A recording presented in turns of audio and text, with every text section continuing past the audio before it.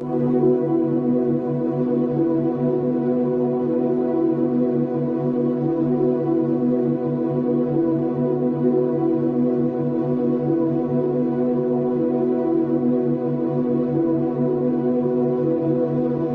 the 21st century, the world is experiencing difficult times. No matter how one chooses to look at things or how much of a positive attitude one tries to adopt, there is still a great deal of uncertainty amongst most people in regards to the future, and many of those who have taken the time to investigate and who are aware of such things see the situation as hopeless, and many feel powerless in the face of the New World Order Leviathan that is ever more quickly engulfing our civilization.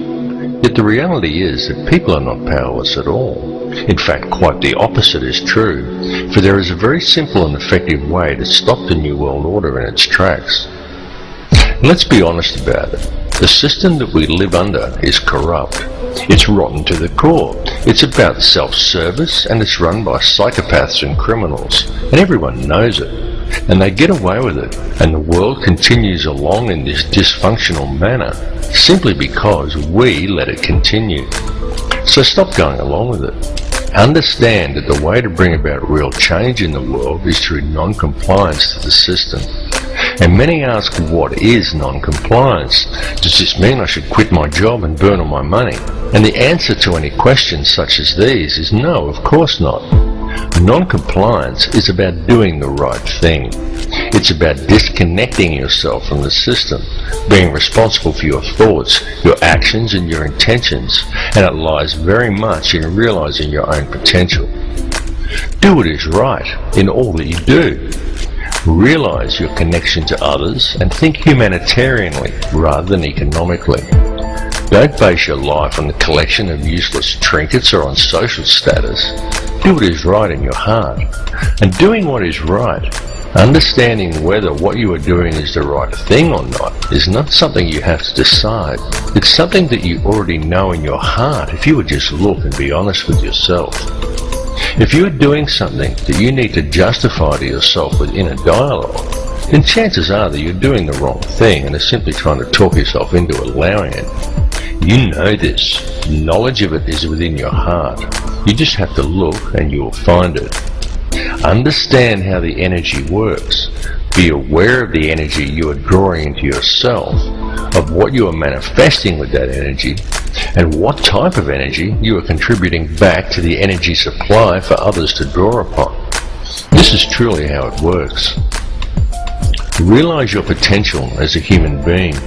Forget the imaginary restraints that have been placed before you by the academic system and the limitations you are told exist by science and religious teachings, and look at the whole spectrum. Because the fact is that each of these institutions functions only to compartmentalize knowledge. Each exists for the very purpose of limiting the scope of your understanding by locking you into a contained and restrictive paradigm. And until people begin to look beyond such imposed limitations, open their minds and make the connections between religion and science, they are never going to make the connections to themselves, to this reality, and to the Creator that men have called God. But to do this, and to gain a real understanding, requires both acceptance and self-responsibility. It requires that people act in a proactive manner. There are many who find such things difficult, those who would prefer someone else to come and save them. Yet such people desire the impossible, for they desire to be delivered into salvation and utopia without ever understanding the true nature of their world or even themselves. And this is very often due to the limitations of an imposed belief system. Now you can talk to those who embrace religion. You can sit them down and you can talk to them about God and about Satan, and they will converse with you eagerly, and they all very much believe in such things. But as soon as you put things like science, galactic laws, numerology or astrotheology into the equation, many just shut off. They say it's God's will, and they sit back and they wait for Armageddon. And some will even go so far as to say the pursuit of such higher understandings is demonic. And though on a different level, it's the same with many scientists. They understand the mechanics of it all, but many refuse to add spirituality into the picture and only adhere to laws that can be applied on a mechanical level. Both approaches are inherently flawed because neither will consider the arguments of the other, and both refuse to take into account, allow for, and even embrace the true nature of feelings and emotions. Yet feeling and emotion is the key to it all. Feeling and emotion is the language that is used to create and to mold reality. Feeling and emotion is the true nature of prayer, and it is also the language by which man may communicate with the Creator. What is the true nature of that divine entity that man has named God? The intelligence that underlies all, the fabric that permeates all realities. The Creator exists as one, a single consciousness that is in essence a duality, both male and female, the Alpha and the Omega.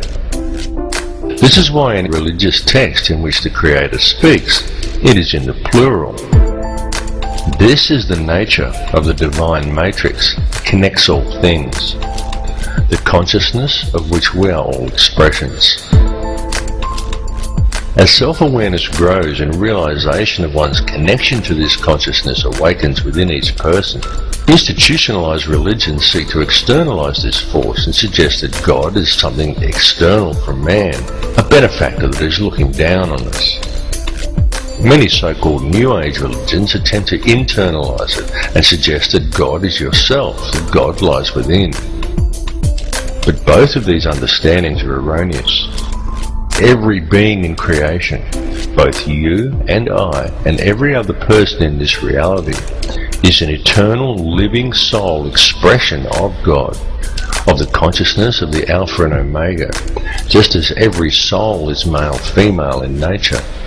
Yet despite this, our world, our species, and our consciousness is today rampant with division and distrust that is wholly illusionary and has been deliberately engineered into being. The manufactured creation of an institutionalized society.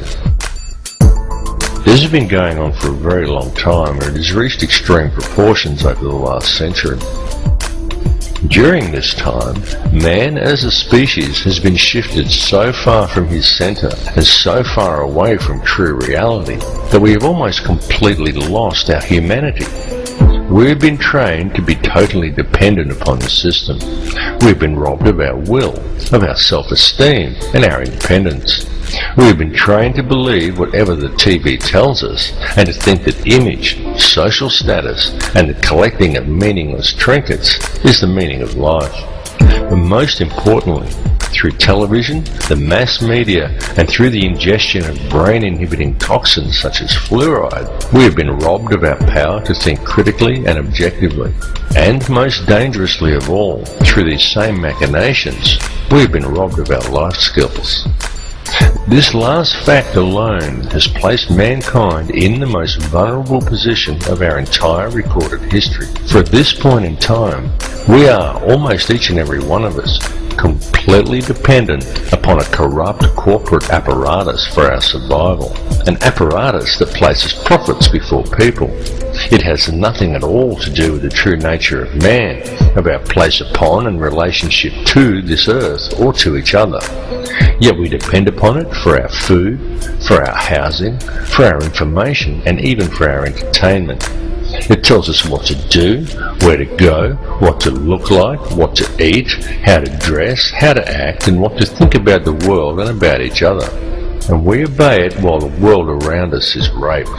And if this corporate apparatus were suddenly to fail or shut down, every supermarket shelf in the world would be almost completely empty, and every resource we take for granted as being on hand for our daily lives would be depleted in a matter of just 3 days.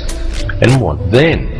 Because if a person from almost any level of modern society was suddenly to be left alone to fend for themselves, there are very few who would be able to survive. It is of the utmost importance that mankind wake up to the reality of this and to the true situation the world is facing, because the future we are allowing to be created, and to which we are also allowing ourselves to literally become completely enslaved to and totally dependent upon, is not going to be a future worth living in. What is required to fix it is for people to re-establish themselves as human beings and get back in touch with their humanity. Take control of your own life. Start growing your own food and take responsibility for yourself and realize and accept your connection to others.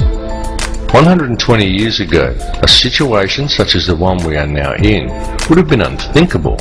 So why then is it so prevalent today? Well, the reason it is so prevalent and we are now in this situation is because it has been done by design. The reason is that we are being set up. And I don't tell people this in order to scare them. I tell people simply because it is important they become aware of it, as it is a situation that can still be rectified once people become aware of the truth.